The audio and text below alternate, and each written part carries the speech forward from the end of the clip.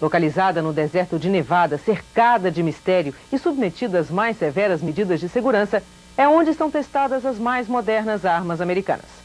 Mas ela oculta outros segredos. Segundo antigos funcionários, na Área 51 estão guardados restos de discos voadores e de seres extraterrestres. Com a ajuda de militares, cientistas e pesquisadores, os programas esclarecem as dúvidas sobre a verdadeira natureza da base. Assista agora a primeira parte de Dreamland.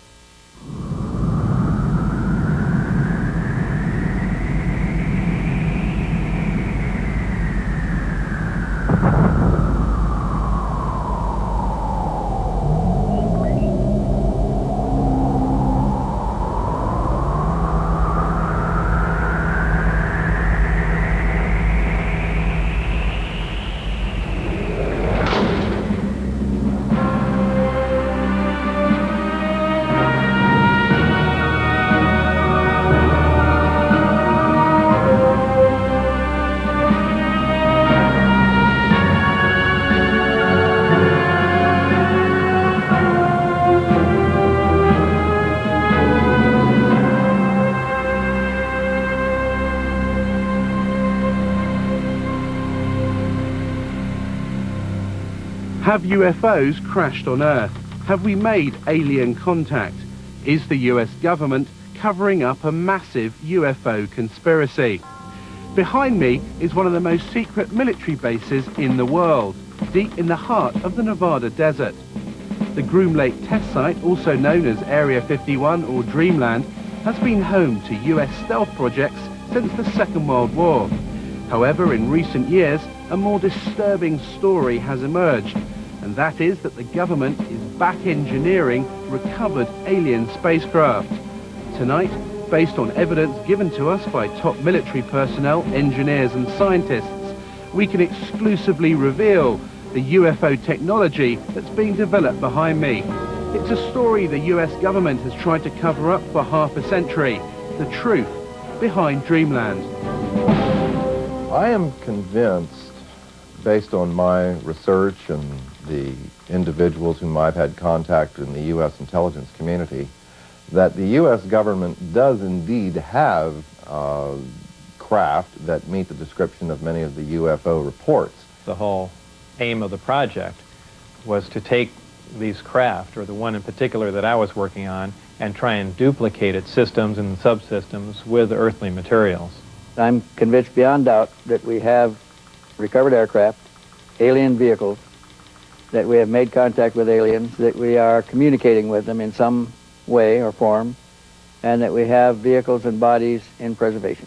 I was at that moment standing on the deck of the radar van. It was nighttime, and I was looking up in the sky because there were saucers up there. Were there any alien bodies recovered? No bodies. There were 4 live, feeling good guys. 4 live extraterrestrials? 4 live, feeling good extraterrestrial type individuals, yes. They are here, whoever they are, wherever they came from, whatever they're doing. Other intelligences are messing around on our planet. I think that too many people's butts are on the line with this, that they've lied to us too long, that a lot of people have stolen legitimate national security money to keep this cover-up going, that they have perpetuated disinformation schemes on the American public, probably on the British public. The Air Force knows that there was a crash saucer, there were alien bodies recovered, that there have been aircraft that have gone up to chase UFOs and have not come back. They know that we're dealing with the biggest story of the millennium. Set on a remote dry lake bed 80 miles outside Las Vegas, Area 51 is just one part of the massive Nellis Air Force Base, which is roughly the same size as Switzerland. It was commissioned by President Truman in the 1950s as a top-secret location to develop and test America's new generation of post-war aircraft. In the technology fever of the 1950s, the base soon became home to the most exotic flying craft of its day. More recently, it is where the F-117 stealth aircraft was developed and test flown.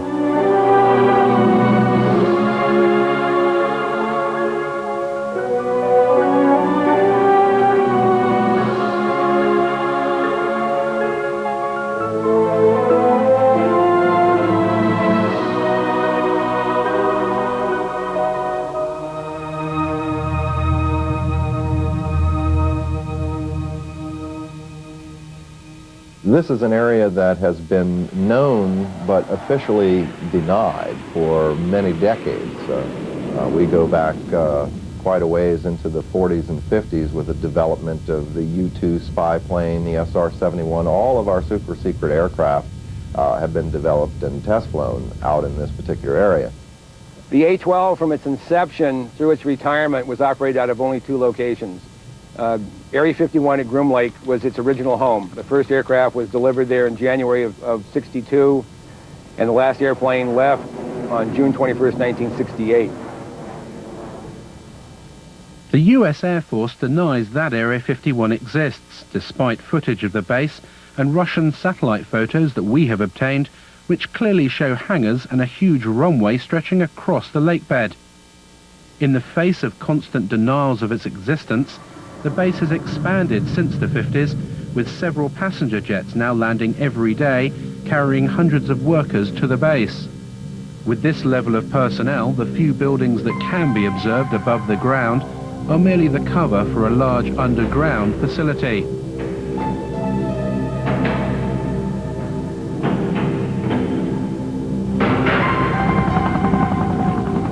Security at the base is unprecedented and secrecy is paramount. Since the late 50s, the military has sequestered hundreds of thousands of acres of land that adjoin the base. The exclusion zone around Area 51 now stretches to 26 miles. The secret status of the base is very, very well preserved. And even if people are talking about the operation of the U-2s back in the 1950s, 40 years ago, they're still not allowed to identify the base by name or by location. All they can say is it is a remote facility. This place is an old anachronism from the Cold War. This is a place that harkens back to the old days, and because the military is continuing to treat it as a top secret facility that doesn't exist, it attracts attention. Naturally, everyone wants to know what goes on here. There is no question that the facility is there, that the government has said very little in the past about it, that it has the right to test things like the U-2, like the SR-71, like the stealth aircraft. People forget the stealth aircraft, over $10 million spent on developing it, and more than a decade before its existence was even announced. That's what you do out at Groom Lake. Now, the real question, I suppose, is, are there any flying saucers out there? We took to the skies to see the base for ourselves. Flying at an altitude of 10,000 feet, we edged to within 1 mile of the restricted zone. Having made contact with the tower, we soon found out how seriously Area 51 guards its airspace. 69 from you, remain on the 4375, good, I'll probably pick you back up in a few miles. We're just curious, is there any activity today out at the Groom Lake area? Any activity where, sir? Out at the Groom Lake area.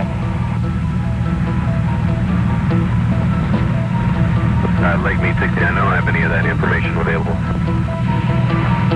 Good, L control on guard. When working Reveille Mola squawk altitude, acknowledge with an IDIT. The Nellis approach controller now is just getting a little concerned that we're getting close now. We've just been buzzed by 2 F-16 fighters. They passed our bow at about 800 to 1,000 miles an hour. These guys aren't messing around. They don't want us to be here. In fact, there's another one just gone by the bow there. They're either trying to get us out of the area quickly or force us to land. And there goes another one. Well, that was really close, right up the right side. I'd say that was within a mile, mile and a half. Well, you can see him, boy, that was amazing. And they have TCAS on board, so they definitely had radar contact with us. That was really close. In 1989, one man blew the lid off Dreamland. His name was Bob Lazar, and he claimed to have worked at the Groom Lake site, back engineering recovered alien spacecraft. The base is against the side of a mountain, or small mountain, big hill. There are 9 hangar doors, and the hangar doors are not just shiny metal out in the desert. They are painted or sprayed with a sand texture to them, and from what I can ascertain, to prevent satellites from photographing the installation, so they look like the mountain range. It was pretty effective from what I could see. On the first occasion when I drove out there, all the hangar doors were closed, but at close range you could tell that they were doors and they would open. We drove around the left side of the installation, and there was the main entrance in there, and went through some gates and a security check and went inside, and it seemed like a typical government building.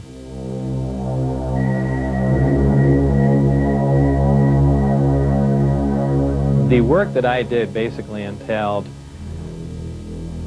back engineering the power and propulsion system. And I opted to start with the power, the reactor that ran the craft. With the clearance that I had, that was known as Majestic clearance, there were only 22 people at S4 with that clearance to work on the craft. The location he worked on at Area 51 was called S4 and was housed on Papoose Dry Lake Bed, a short drive from Groom Lake. When I was brought in by bus, normally we had gone around to the left side of the installation and entered the door there, and for the first time, one of the hangar doors, the one on the end, was open. The bus drove up and we stopped there, and clear as day in the hangar, taking up almost all the hangar, was the disc. Looked like something right out of a science fiction movie. And we stopped, got out, and for the first time I was let in through that door. And as I walked in there, I thought, well, this is the new advanced aircraft we've been working on, and this is why people keep seeing flying saucers, because it's ours and we've just been testing it probably for all these years. And when I walked alongside it, I ran my hand on it. I say it's metal because it was cold, so I just assume it was some sort of metal. And in fact, by the hatch that was taken off, there was an opening there, and it had a little backwards American flag stuck on it, so I was positive it was something we had manufactured. I was allowed in the craft on one occasion to see the placement of these systems in case it was important to their operation. So I was, of course, escorted in the craft, and it was obviously made to be piloted by something smaller than the average human being, very cramped in there. There was a sub-level where a little collapsing floor member opened, and I could stick my head and upper torso down underneath with a flashlight to see how the gravity amplifiers hung upside down. Looked around the placement of the 3 seats, about 1/3 to 1/4 the size of a normal human seat.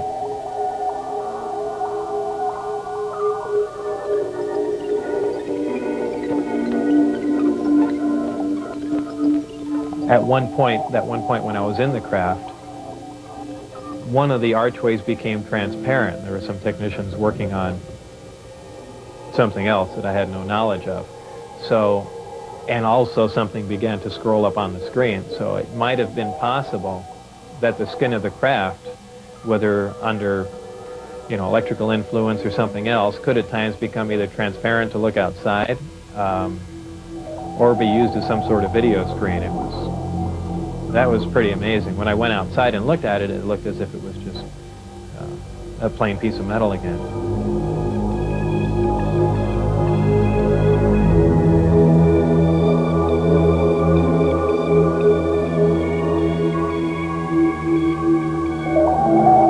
A lot of people say, boy, it must have been exciting to go in there, and I always say it wasn't. It was a very ominous feeling. You really had because it's so, I know it sounds silly, but it's so unearthly in there. Nothing had a sharp edge to it.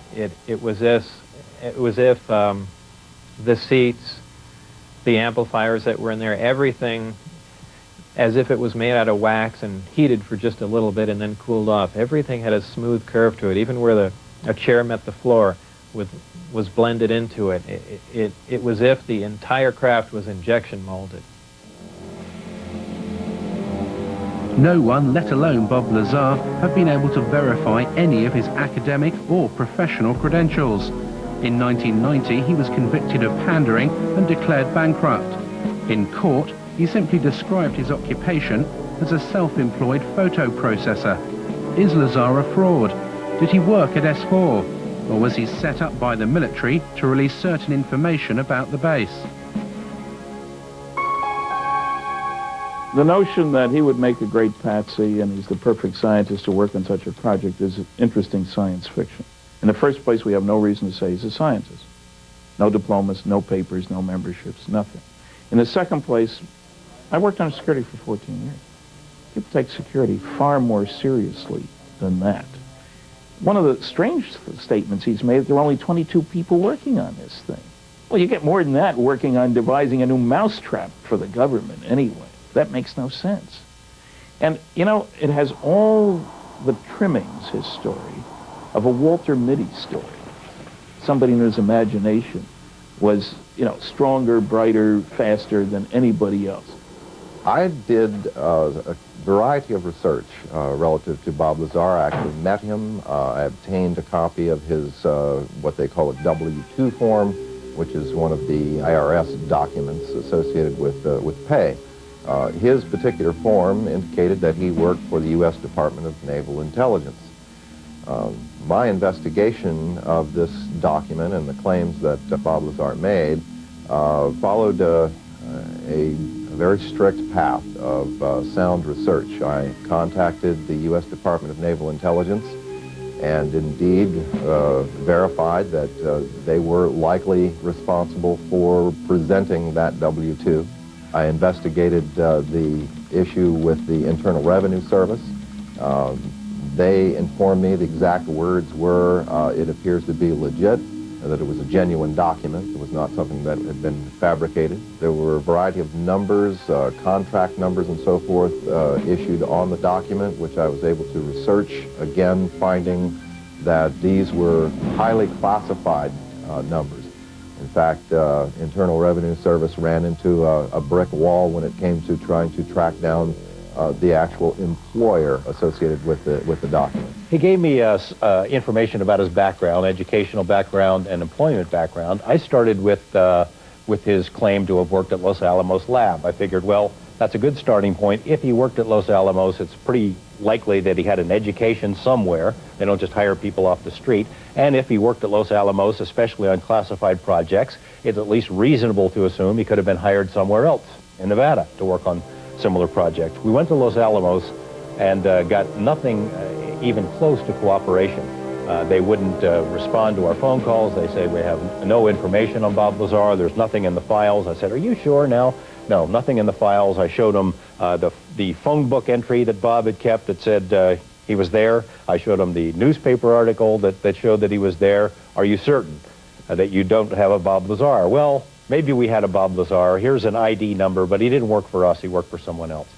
Basically, Los Alamos Lab tried to thwart me at every step. Were completely uncooperative in trying to get information about Bob, and I found that to be the case at every step of the way in trying to verify his background. I'm the one that couldn't find any records or anything. I mean, I'm the one that brought that up. I was the first one to run into that. Initially, I couldn't get a hold of my birth certificate either, and that was one of the things that concerned me, is they might be trying to make me essentially a non-person. I think it's most likely that Bob Lazar was indeed set up to be the conduit for certain information relating to this extraterrestrial project.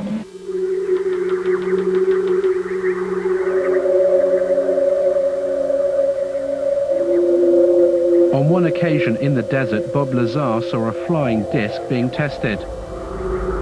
I was brought into the hangar for one of the short duration tests, and the craft was already outside on the lake bed and lifted off silently and drifted around for a bit and set back down, and that was pretty much of a marvelous sight. The huge thing, it's like seeing a house lift off the ground quietly. It's just, you can't imagine the energy involved to do that and not to make any noise at all. There was some audio communication with the craft, and so I can only assume that there were humans on board, and somehow they had managed to squeeze themselves into those little seats or put something in there to sit on, and Obviously, they knew how to operate whatever controls there was, or fabricate their own, or retrofit it with something.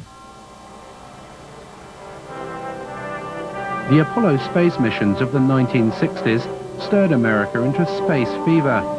But as the country's finest astronauts hurtled skywards in conventional rockets, did the president know of the existence of sources and propulsion systems that were literally out of this world?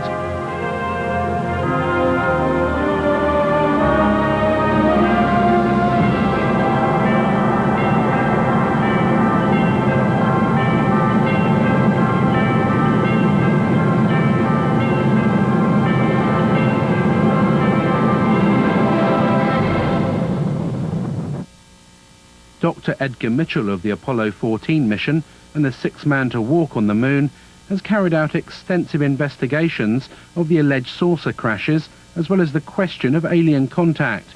He met Lazar in 1991. I tend to believe that his basic story is true, that he was exposed to what he thought were alien craft and attempts to engineer and back engineer. I think that his explanation of what's going on and his theory that he's utilizing is probably not on target. What I think is credible is the fact that he was there.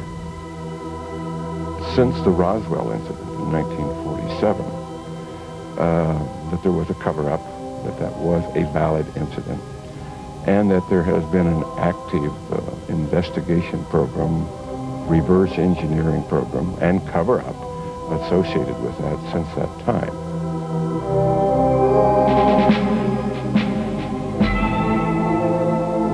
After working at S4 for several months and in clear violation of his top-secret clearance, Bob Lazar decided to tell his closest friend, Gene Huff, about his work at the base. My reaction was to, without pressing him against his will, find out more, get him to tell me anything I could. And it wasn't disbelief. I think I was actually motivated to further read. I started investigating other books on UFOs and other researchers' information to see if anyone knew anything, and needless to say, they didn't know what Bob knew. 1 month later, in March 1989, Bob Lazar went one step further. He decided to take his friends to the desert and show them a flying disc test. I remembered most of the days and times of testing. So I believe it was 8 or 9 o'clock on a Wednesday night, somewhere in March '89, I believe. We went out with Gene Huff, my ex-wife, and John Lear. Shortly after the flight time that I had recorded, white light came up off the ground and hovered, and then began doing radical step maneuvers and darting from one side of the sky to the other, doing some impossible flight characteristics. But at times the craft had glowed tremendously bright, where we thought, being miles and miles away, we thought there was something wrong and the craft was going to explode, so much so that we all got behind the car. It actually came closer. It came down the mountain range toward us to where we could actually see it was elliptically shaped. It looked like something that, it's strange to explain. It looks like an explosion that starts to explode and stops and doesn't explode and dissipate. That's how bright the light is. Your brain interprets it as an explosion about to happen. On his third visit with his friends to observe the discs at night, Bob Lazar was arrested. He was taken to an unknown location for interrogation and never returned to Area 51. They threatened my wife. They threatened to kill my wife. They said they'd stop at nothing. They said they thought they made that very clear. They couldn't believe that I had taken anyone out there to show them that, much less left with information like the flight test data, and wanted to know what else I had said, who else I had told specifically. Security agents from the OFI, the Office of Federal Investigation, had been witnessed doing random security checks at his house. There was almost no question in anyone's mind, anyone in Bob's immediate life who talked with him on the telephone, that his phone was tapped. I mean, strange things would happen on Bob's phone, and really continue to this day. Dennis Mariani, who was my supervisor, called, and all he said was, "Do you have any idea what we're going to do to you now?" And that was the end of the phone call. They were crazy. They really were. They were completely out of control. When you go to work out at those locations, you sign away your constitutional rights. You sign a piece of paper saying that if you violate your security agreement and you discuss programs that you're working on without a trial, without right of appeal, you're going to go to Leavenworth Federal Penitentiary for 20 years. That's a real big incentive to keep your mouth shut. We had an engineer who worked at this TV station who, before he was here, had worked at Area 51 and had seen one of these craft under a tarp. Walked into a place he probably shouldn't have been. I arranged to do an interview with him. He lives in another city, in another state. He agreed reluctantly as long as I would block out his face. Well, we make the arrangements on the phone. The interview is supposed to happen the next day. He gets up, goes to work. There are two men in a car outside of his house talking into a radio. They follow him to work. When he gets out of work, they follow him home.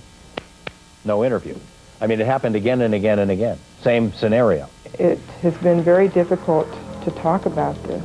It's almost like every time I relate the story, it gets a little easier. But when I first started talking about it, it was like my mouth didn't even want to form the words, and the sound didn't even want to come out of my throat. So I can only guess from that there was a very strong suggestion given to me not to talk about this, not to remember it, and if I did remember it, not to ever talk about it to anyone. This man is a 71-year-old mechanical engineer who, like Bob Lazar, claims to have worked at Area 51. He started working there in the 1950s on a flying disc simulator built to train US pilots. He said he's been given permission to talk to us about certain specific aspects of his work, but asked us not to reveal his identity. We received the disc from extraterrestrials. This particular one that I had to work on, or we did work on, was from the Kingman crash. And that was later on taken to a Nevada test site where, at the time, I didn't know. Were there any alien bodies recovered? No bodies. There were 4 live, feeling good guys. 4 live extraterrestrials? 4 live, feeling good extraterrestrial type individuals, yes. And where were those 4 extraterrestrials taken? Initially they were taken in New Mexico. And then several months later they were taken to Nevada site. One of the things I worked on was a flying disc simulator to train pilots to fly this strange looking craft designed for humans to fly, not for any extraterrestrials to fly. His most fantastical claim was that he worked at Area 51 with an alien codenamed J-Rod for 16 years on this simulator project. J-Rod is a gray alien, about 5'4".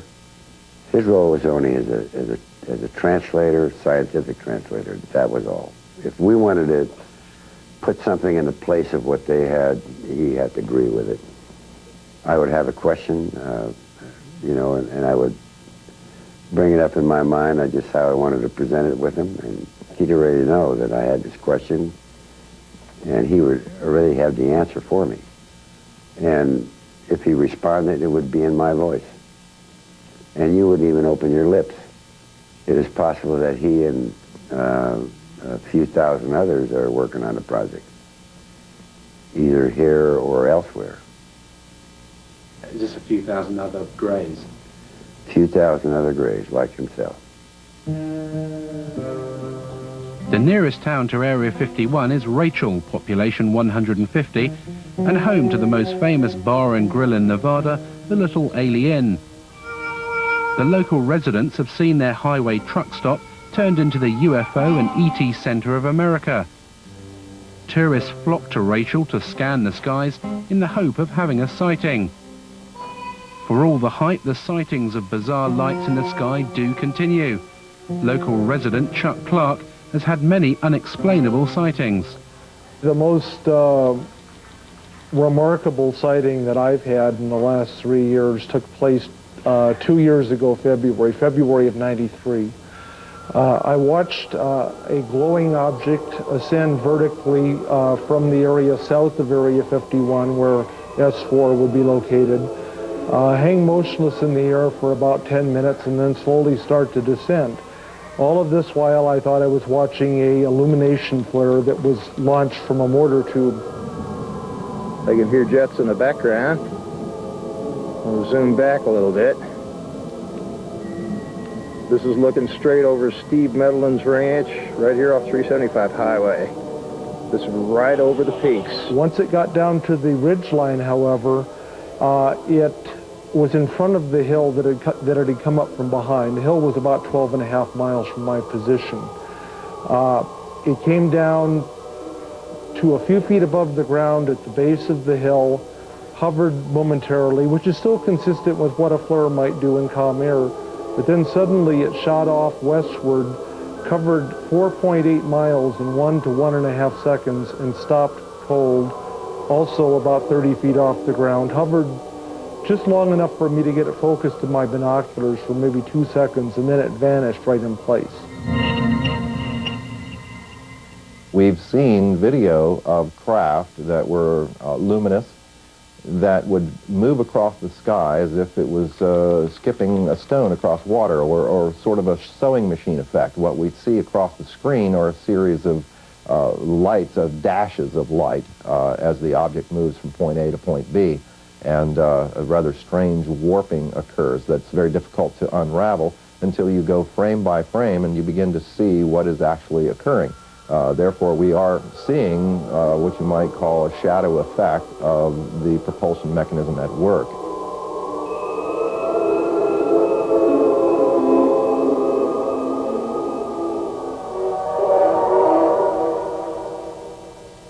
I've spoken to several people who've seen UFOs or disc-shaped craft out there. An attorney who lives here in town who has seen one. He saw one land outside the boundaries of Area 51. I've spoken to a very high-level managerial type who worked for a defense contractor out there for a number of years, from a very respectable, reputable family. His credentials are beyond question, but he doesn't want his name or face used, and he has seen them many times. There were a variety of craft that were all essentially generically sort of canister-shaped. I guess you would say they were predominantly disc-shaped or rounded, like one of those Chinese lanterns or something or other. They appear to be colorful. At least they were multicolored in addition to the lights that seemed to be able to take on the light of the background. They could camouflage themselves somewhat in the sky by absorbing the blue light from the sky and clouds.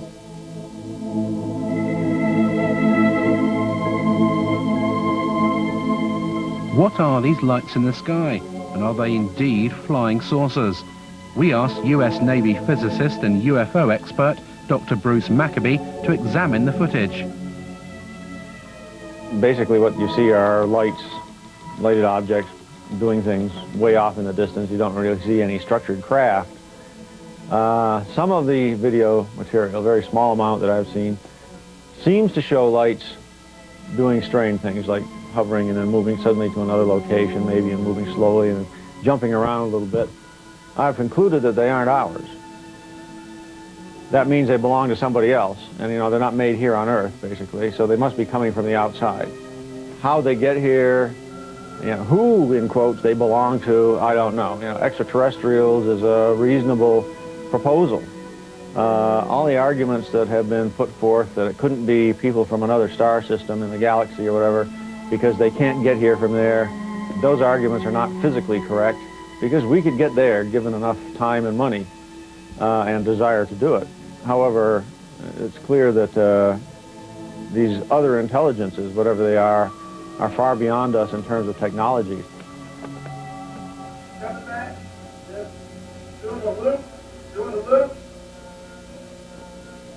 Now what I'm going to show you is a computer-enhanced version of what you just saw, and we're just going to look at the one portion where the UFO was appearing in the left-hand corner, going to the right, and then coming back again. That's all we're going to see. We're going to see it repeated over and over again. This part of the frame has been chopped out of the full frame. So I'll just let it run, and it goes back and forth, repeating. And if we stop it, and here's the shadow, and here's the UFO. So basically we have a triangle with one side and two angles that we know. The net result is I can calculate the UFO position in three-dimensional space. Right. Turns out to be about 7,000 feet away from the camera. So having analysed it, what we seem to have here, Bruce, is a genuine UFO. Yes, there is an object out there 7,000 feet away. It wasn't one of ours. It's about 30 feet in size. A genuine UFO.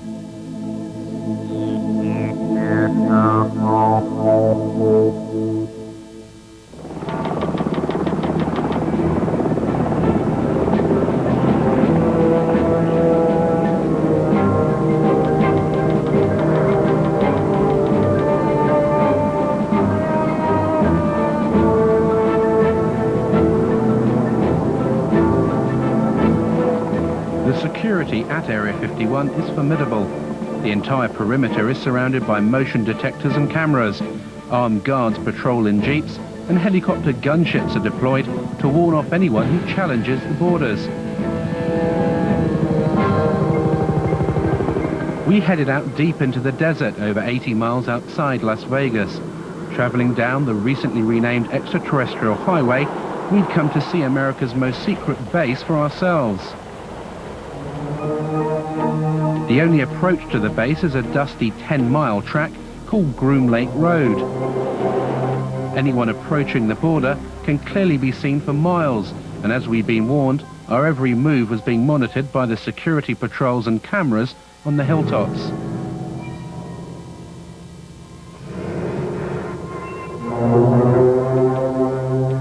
This is as far as you can come to go to the Groom Lake base. It actually says on these signs that use of deadly force is authorized. There are security patrols all over these hills. They've been watching us for the best part of the last hour. There are motion sensors, security cameras, and if I did walk over this line, I'd be immediately arrested, taken to the guardhouse, and interrogated for anything up to a week. As soon as you step over the line, past this sign, you lose all rights.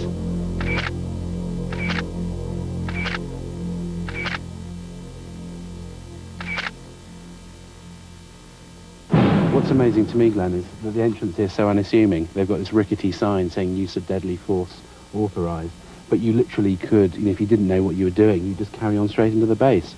That's the idea. You don't encounter any people here. If you went into the guardhouse that's there about a quarter mile in, you'd be arrested immediately because you've already passed those signs.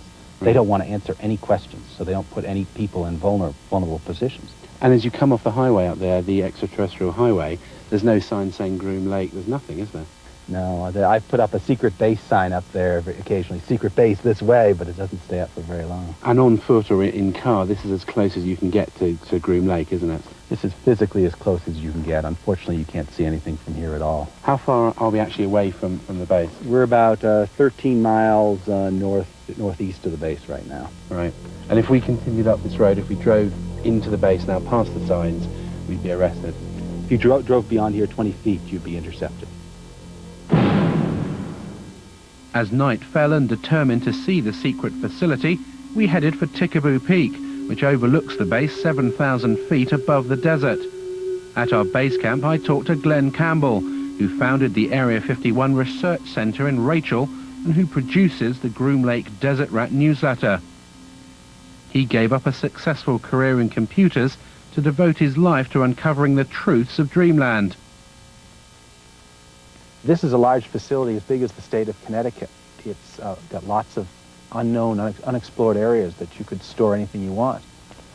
Area 51 is only the best known secret base of a vast complex. They could house a lot of different things we don't know about. But there's actually no fencing, is there? Yet they know when you cross that line. It's simply marked by orange posts every few hundred feet. It's easy to wander across this line, but as soon as you do, they're going to detect you and they'll be right on you. This is a very harsh military border. It's not a place for tourists. Military has never said there are no UFOs. It's never directly denied any of the Area 51 stories. It would have been so simple when these claims came out, these Papoose Lake claims, for the military to simply say, look, we have nothing there. They could take a few reporters to this area and show them. Nothing there. The military hasn't done it. The military has stonewalled. It has remained silent. And that's the most damning thing that they can do.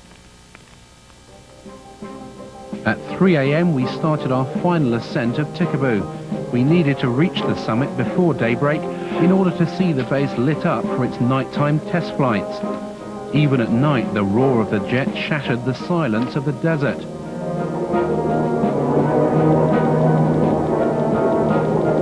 As we reached the summit under a cloak of darkness, Area 51 could clearly be seen, its runway lights glowing in the distance.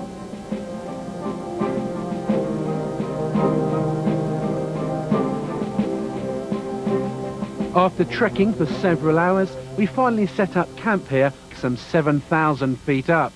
And since the crack of dawn, we've been watching non-existent flights, ferrying non-existent personnel to this non-existent base. Tikaboo Peak is the last safe vantage point where you can clearly see dreamland. But how long before this too is claimed by the military?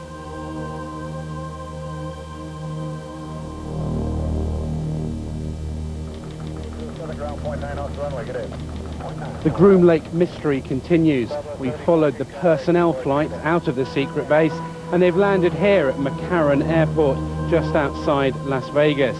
There are apparently over a dozen flights every day ferrying the personnel in and out of America's most secret base.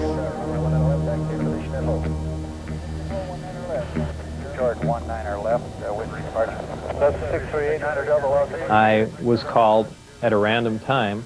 The operator would say, "Mr. Lazar, it's now 4:15 a.m. We expect you to be at McCarran Airport at 4:45. Your plane will be leaving at such and such time." I'd drive there, check in, board the plane, and the plane would fly out to Groom Lake.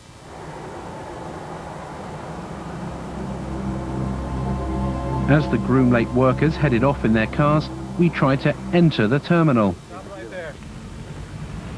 Who could you point me to at the base who could give me some information? Okay, what I want to tell you right now, you're trespassing on private property. Sorry, we thought that was the point.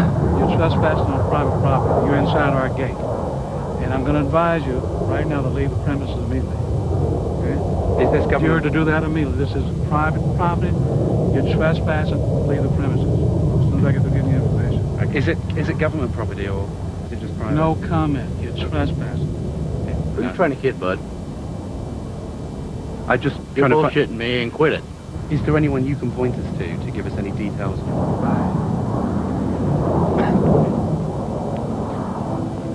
As we were ejected from the airport, yet another Janet flight left for Groom Lake. Reporting 737, wind calm, runway 1 and a left, Liberty Golf. 19 left, early left turn. Roger, early left turn to 150, fuel south to sunset. 31. Janet 3. Janet 605, cross runway 25 right, kind of ground point 1 on the other side. Good day. Our investigations have revealed that a private company is working with the US military at Area 51. We believe this is the company, EG&G Special Projects. It's worked for the last 50 years on top secret and sensitive projects with the US government, and it's said to control the Janet flights that take the workers to the base, as well as all the security and technical support for the back engineering of alien spacecraft. I did not work for EG&G directly. I was just interviewed in one of their facilities at McCarran Airport. A short time later, I was called back in for this new job at S4, and they had explained to me that it dealt with some sort of field propulsion system, and I was just under the assumption that this is an advanced type of aircraft that's being worked on, and I was excited about the position. You have to leave private property. Okay. So actually cut your camera off. Does it have any connection with the Groom Lake base? I'm asking you to leave the property. Does this company have any connection with the flights that leave McCarran?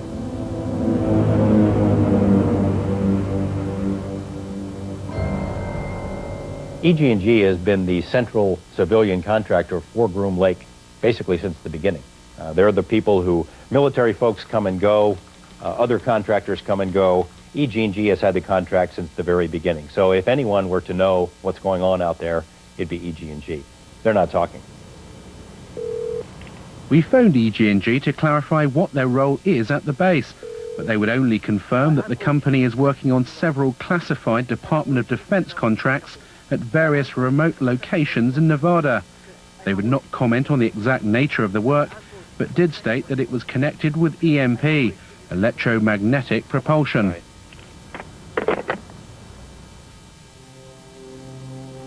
If recovered alien craft are buried deep beneath the Nevada desert, then the power to release this information to the public lies deep inside the corridors of Washington. As an intelligence insider said to me, the problem isn't obtaining the information, it's handling the truth.